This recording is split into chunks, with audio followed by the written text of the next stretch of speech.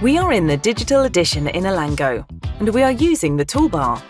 You can save your work, even in different versions. To create and save different versions of the original version, select the Version button in the digital edition. Here, you can create a new version or delete an existing version under Manage Versions.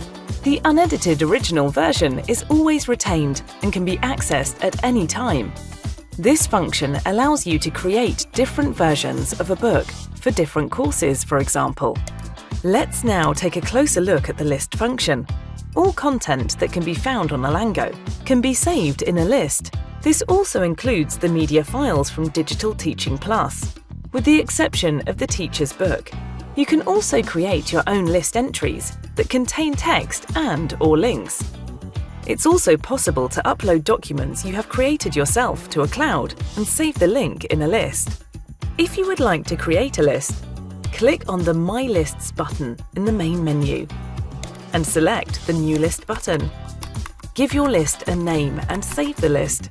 You can now create links in the list by using the function Create Your First List. You can add media files to your new list with just a few clicks. Share lists you have already created with others, or save them offline via the three-dot menu.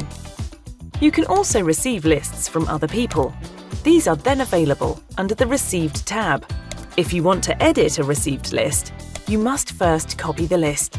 Look out for lists that the Delta Publishing editorial team have designed to help you prepare your lessons.